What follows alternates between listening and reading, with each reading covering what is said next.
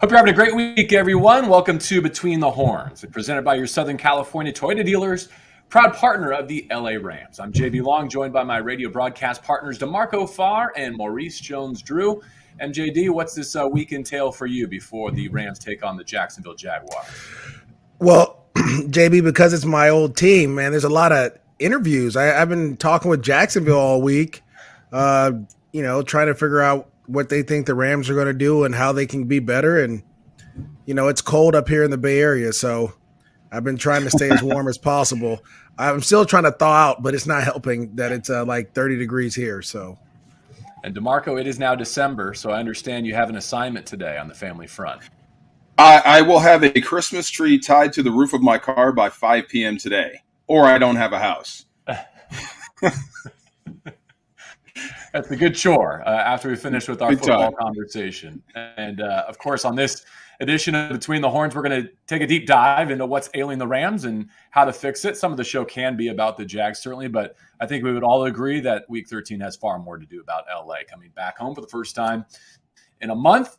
And we're going to attack the macro, where they are in terms of the playoff picture. But let's start with the micro. And offense, defense, special teams, we can take this in any direction you want to go to begin with. DeMarco, I'll let you lead off for us. Feel free to pick a topic and offer any suggestions from outside the building that you care to contribute. This is still a good roster, but this good roster isn't playing that well right now. This is still a new football team. When you think about the additions, there are still people getting to know each other. It takes time to become a good football team, a team to build chemistry. I mean, you have to go through reps in practice. You have to go through hours of video. You have to eat together. You have to, get dressed together, so to speak. So this is a new football team coming from Halloween till now, when you add Von Miller and then you add Odell Beckham Jr. and then you lose a Robert Woods on top of that. So this is a team that's still trying to figure itself out in the last 3 weeks. The problem is no one's going to feel sorry for you in the National Football League. They're coming for W's. W's are very important. So what you just saw in Green Bay, I think was symptomatic of the week before versus San Francisco versus the week before versus Tennessee. I think there's some things out there that people feel like they can take advantage of. Offensive line comes to mind. When you see guys constantly getting walked back, or your run game gets flattened out in key situations, that's going to fire up every single defensive front you see. And I think you saw that in Green Bay. So, and we did talk about this, something else on BTH quite a bit. Your over-reliance on Matthew Stafford, on the arm of Matthew Stafford to make plays. Okay, now what happens when that falters? What steps up? It's got to be your defense and your special teams that carries the day. Well, your special teams, we can talk about it. I think you all saw it. Punt return is still an adventure.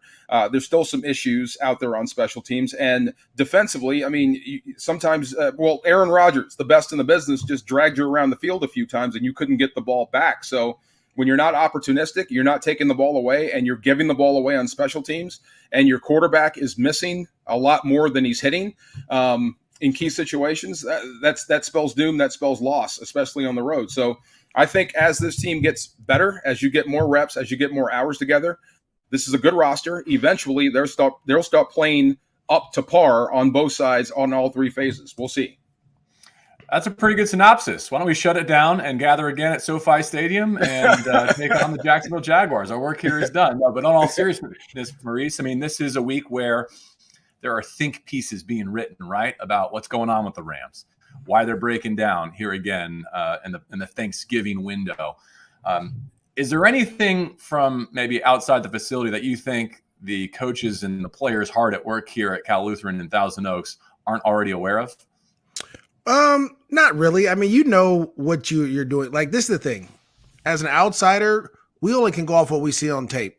I think DeMarco's said it very eloquently about you have to fix certain things that you know that's a problem. If you know it's a problem and we know it's a problem, then the whole NFL knows it's a problem. And I think the number one thing, and JB, we had a long conversation about this yesterday, it's the running game. And not only the running game in two parts. One, the offensive line, like DeMarco said, they're not getting a lot of push from the offensive line. There's a lot of position blocking in that situation. I think Brian Baldinger kind of talked about that. We've spoke about that over the last couple of years, that you got to still drive those defensive ends and drive those three techniques out so you can create seams. And then the other part is the running back, right? You have to run and be physical. And one of the things that I've noticed is the Rams aren't the most physical team right now. And that's not saying they can't be or that they haven't been, but they're not the most physical team. And it comes down to when you can't get a 4th and 1, that's a physicalness. That's not anything else. You have to be physical. And I've spoke about this on the broadcast that no matter if they don't block anyone on 4th and 1, it's your job as a running back to try to get that. There's other times where, the line is, like DeMarco said, the line's getting pushed back into the quarterback. And so with all the other things that are being kind of mentioned with special teams and the defense being on the field the whole time and all these different things that are going on, you can solve a lot of it by just being better in the running game. I think if you're better in the running game, I think when Sean McVay and this offense has really been lights out, they've run the ball really well. They've been able to use play action pass as an avenue, and that's allowed them to put up points, which then helps your defense because now they're not playing from behind, right, where Aaron Donald's not be able to utilize his ability because they're running the ball 50, 60% of the time of the game. And now a team playing from behind where you can get those pass rush reps that we saw against Green Bay. They were getting to the quarterback when they had the opportunities, but there were very few and far between. And then it'll help out the special teams as well because now your special teams is not being leaned on as much to have to be that side of the ball that has to make a play or has to, pin the offense back or has to do these different things. So I just think, again, DeMarco said it best. It's a lot of new pieces there, and you have to figure it out. And I think they will. And JB, we talked about this yesterday. I think the Rams, once they figure it out, they have too many good coaches, too many good players to not do it. Once they figure it out, this league is going to be on notice, right? They'll be nervous to play the Los Angeles Rams, but right now they're just not firing on all cylinders. A couple of things. One, I sensed an intention to get under center more and to chip away with that running game early coming out of the bye in that Green Bay contest. Now, because of the game circumstance, that got away from you a little bit, but I felt like it was there from a game planning standpoint. I'll be curious to see what they come back with against Jacksonville. From an offensive diversity standpoint and from, committing to that rushing attack, though, Maurice, I empathize with McVay, the play caller, and his staff in this regard. There aren't a lot of pieces to deploy right now, at least in that Green Bay game, especially without Ben Skoranek having recently lost Robert Woods. They're in a situation now where they're starting 11 on offense plus Sony Michel essentially played every snap. I mean, they literally played the entire game, and for most of it from a trailing position. And so my question for this week and maybe for the rest of the regular season is, who else on both sides of the ball, but especially on offense, who else can give you something? Is there a Bryson Hopkins package where he can, help you as a second tight end? Is there a Kendall Blanton role where you can relieve some of what Tyler Higbee is carrying? When you do get Ben Skoranek back, can he replace some of what Robert Woods gave you to marry your run and pass, even when you're in the gun drop back game? Same thing on defense, whether it's Terrell Burgess or Christian Roseboom. I'm not saying necessarily just throw in a new name to try and get a different result. But I look at something like Aaron Donald playing, more than 30 run snaps the last two games against San Francisco and Green Bay, and I worry that may not be sustainable for another 6 games. This is a team, to me, that's going to get in the playoff picture. Right now, it looks like they'll be a road wildcard team. They beat Jacksonville. Arizona stumbles. We can have a different conversation next week. I'm happy to be wrong on that front. But you get me this roster plus maybe Cam Akers in January, and I'll take my chances going on the road to face any of these NFC opponents.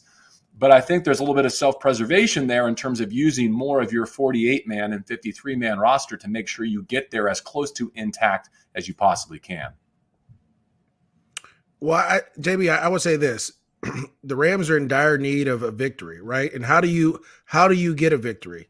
You got to play your best players as much as possible. Now, if you get a lead, then maybe yes, right? Against the Houston Texans, I don't know if I would have pulled everyone out in the fourth quarter. I might have would have mixed guys in a little bit, and try to sub more. And I understand where you're coming from, but right now the Rams, when you're on a 3-game skid and you've lost 3 games, you're doing whatever you can right now to try to get a victory. I mean, if that means everyone has to play 100 snaps. Everyone will play 100 snaps, right? Like you just want to get back on that winning way. And I think that's kind of what you're seeing right now. What we've seen is just like, hey, look, we brought in Odell Beckham Jr., right? We got to get him going. And it seemed like they found a way to kind of get him going. But at what cost, right? But he's a talented player, so we got to get him on the field. We got to make it happen. And I just think right now that when you're scratching and clawing and doing everything you think you can to try to get a victory, to try to get off this 3-game losing streak, you're not thinking about the playoffs right now. You're thinking about today. And I agree with what you're saying, and it's probably true again this week against Jacksonville to make sure that you do win this upcoming home game to help improve your playoff odds. And at Green Bay, that was a different animal, right? Because you're taking on another contender in the NFC. And if you win that game, if you find a way with everyone playing 100% of snaps to get that win, we're having a different conversation right now about what your stakes are and what your options are. Having now lost that one, I'm just thinking a little bit more about playing the long game and managing the rest of the regular season in the hopes of getting the wins, getting into the dance, and then making sure as much of your current roster as it's constituted is fresh and good to go, because it's all too fresh in our minds what happened last year in Green Bay, for instance. When you made the postseason, you've got a postseason win, but the roster that you had available to you when you got to Green Bay for that divisional round maybe wasn't sufficient. Let's zoom in a little bit on the defense, DeMarco, and I know you've had a chance to digest the film coming out of the last couple of weeks, but that Green Bay matchup with Aaron Rodgers in particular.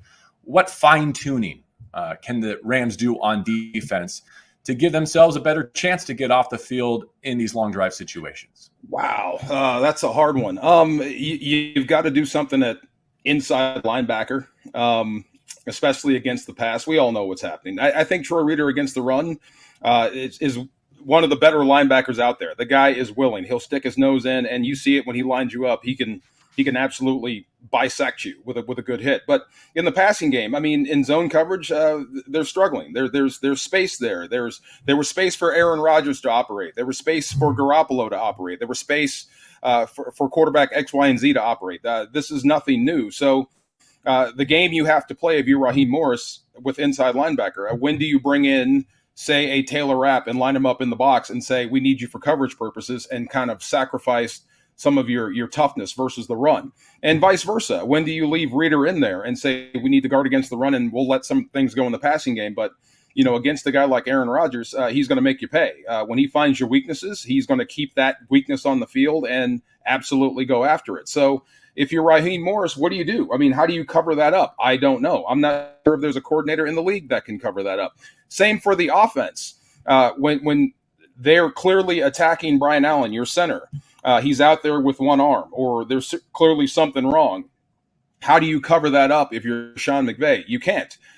So what you have to hope for is those guys play that a little bit better. I don't think you can fix it with just a personnel move, especially with what's coming off the bench. But that's your problems. Every single quarterback, even Jacksonville, is going to look at the same things and say, hey, look, we can take advantage of this matchup because they have. So how do you cover that up? I don't know if you're a defensive coordinator. How do you get better as a player? Keep working on your fundamentals and know that they're coming after you. So it's going to be tough from here on out. When you do have good pass rushers, the normal check is to get the ball out of the quarterback's hand like that. So usually when they do that, they're going for something short with these running backs. How do you fix that? You just hope that Troy Reeder can cover the distance before the ball gets there. I like the point you make about there are no more external solutions, right? You're at a stage of the season where the trade deadline has passed. You spent your capital. The coaches, the players that are here in this facility are the only ones who can make incremental improvements and tighten screws to get you to where you're trying to go. And with the calendar flipping to December, I actually appreciate that element and the tone with which Matthew Stafford and Von Miller and Sean McVay took to the podium yesterday and articulated some of those sentiments like, hey, we're still good with what we have. It's plenty to get us to our final destination. No doubt. One other point that DeMarco made there, Maurice, that I'd love you to address, especially in the context of the Jags. When you're in deep water, there are no secrets. When you're in the middle of the ocean and you're kicking for your life, there are no secrets. So you know what you have to do, and you know how they're going to attack you, especially when it turns December. Maurice, how about the point that DeMarco just made about the time to throw, right? Because Garoppolo and Aaron Rodgers both, they brought that down to career low levels, understandably so. They're reading the clippings. They know that Aaron Donald and Leonard Floyd and Von Miller are across the way, but also the time and score allowed them to play in such a manner, and the down and distance too. Sooner or later, that script is going to flip, and you're going to give your pass rushers a chance to pin their ears back and go get it. Well, again, I think when you talk about kind of what Sean McVay and Von Miller and Matthew Stafford said, and DeMarco is exactly right. When you're in deep water, and it's funny because that statement has been said a lot, and a lot of coaches, and it's true. Like when you're in deep water, you can't look for anyone else. It is on you, and you being the 53 guys or the 61 guys on this roster. It's only us, right? And we have to figure out a way to play better. We have to figure out a way to execute better. We have to figure out a way to coach better, right? To put our players in better situations. And so sometimes you get the best out of that, right? Where maybe these moves kind of gave people a little bit of comfort, being a little bit more comfortable, if that makes sense. Like, well, we haven't been able to do this, so maybe the front office may do X, Y, and Z, right? And so now in December, where there isn't any opportunity to go out there and get other guys or trade for other people, it's on you. You may start to see this team gel a little bit more. Now, going back to the question at hand, which was the Aaron Rodgers and the Jimmy Garoppolo, listen, football will never change, JB, DeMarco. It will never change. You have to be able to run the ball and stop the run to win games in the National Football League. I don't care if you're a shotgun team. I don't care if you're a spread team, if you're a power I team, all that. If you can't run the ball and you can't stop the run, you are going to lose every game from here on out. It's called Thanksgiving football.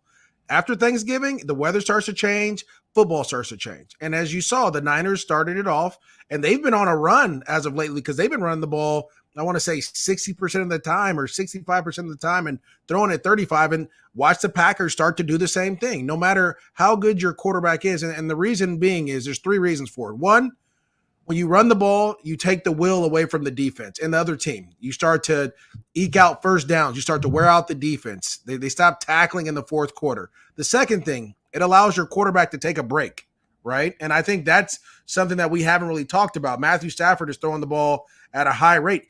He needs a play or two off where you can just turn around and hand the ball. He doesn't have to think as much. He doesn't have to slide in the pocket. He doesn't have to take a hit. He can just turn around and hand the ball off and allow the offensive line, the running game, get you 4 or 5, maybe a 10-yard run to kind of get you a new down. And then the last thing it does, it gives the defense rest, right? We talk about time of possession, and all the time we talk about it, I forget what it was against the Green Bay Packers, but time of possession is huge, right? If your defense is on the field for 40-plus minutes, guess what? They're going to be tired, and they're not going to be able to play well late in the fourth quarter. And so that's what we're running the ball in the simplest form of football. That's what it does for you. It helps everyone out. And so I know people are going to say, Maurice, you're a running back, and you're just saying this and blah, blah, blah. But it's the truth, right? You should listen. I'll only push back in this sense. Like modern football is dictated by your passing game and influencing the opponent's passing game. The problem is you haven't been given the opportunity to influence the opponent's passing game because of your game circumstances. And that, I understand, ties back to your inability or the opponent's ability to run the football and control possession and clock. Well, let me say this. I think modern football, people are trying to change it, but it'll never be changed. I think if you look across the span of the NFC, if you look at the teams that people may not want to play, I'll just throw out a name. The San Francisco 49ers is, and I don't want to, Jimmy Garoppolo is playing better, but it's because they're running the ball like crazy. Like he doesn't have to do much. And their defense is playing much better because guess what? They're on the field maybe 20 minutes a game, 25 minutes a game. If you look at the New England Patriots, who are playing with a rookie quarterback, they're doing the exact same thing. A team that you didn't expect them to be where they are, the teams that are doing that, and they're able to convert on third and short. They're able to get to third short. I think at the Green Bay Packers game, it was a second and long was kind of the one that ailed the Rams early in the first half. They'd get to like 2nd and 8. Then the Packers would turn into 3rd and 3. Then guess what? A.J. Dillon falls forward for 4 yards, first down, right? Those things start to add up. So you want to make sure no matter what analytics says and no matter what, some of these other people are thinking because everyone wants to throw the ball, the team that gets the hottest, the team that wins normally in December and then throughout the playoffs, they have a really good running game and a defense that can stop the run. They can get off the field. That's what it comes down to, no matter how much you want to throw the ball and who wins the passing title and all that. If you go back to the Tennessee Titans with Derrick Henry, how they were able to change their dynamic of their organization, they ran the heck out of the football. And so you got to find a way to get your running game going. It doesn't have to be the best running game. It doesn't have to be per se the best runner, but you have to be efficient in your running game. You have to be Yeah, efficient is the word. You have to be efficient in your running game. We heard Sean McVay talk about how do we sustain drives. Well, being efficient in your running game is going to allow you to do that. Yeah, I mean, 2 cracks at a line to gain on 3rd and 4th and manageable early in that game. You don't get either one, and that's effectively another turnover that leads to Green Bay points. DeMarco, let's spin this forward to Jacksonville. And as much as humility is only a week away in the National Football League, sometimes exaltation and feeling pretty good and getting your swagger back is only one Sunday away. Might this be an opportunity for the Rams to not only fortify their playoff positioning, still right now the 5 seed, but also start to feel pretty good about 3 different phases of their operation? Yeah, I thought you were actually talking about Jacksonville, because I'm sure they think they can come in here and get a win, you know what I mean, and stay over in LA and party. But yeah, I mean, to get it back to, forget about the playoffs, forget about your record for a hot minute, and just go out there and get a win so you can feel good about yourselves. Yes. It's easier to practice this time of year when you're winning. It's hard to go out there when you're losing. You know how that feels, Maurice. You don't feel like getting out of bed. You much rather do the dad husband thing than go out and be the running back defensive tackle thing. But going out and getting the win, I mean, that will definitely help this coaching staff. It'll help this football team. It'll help get your mojo back. But it's not going to be easy. Like I said, the blueprint is out there. Same with Jacksonville. And I got to admit, I can't wait to see Jacksonville on the field, because I want to see Trevor Lawrence up close. This will be fun. And but the way they're going to attack you, especially with their offense, it's another athletic quarterback that's going to make you have to honor your rules from end to end.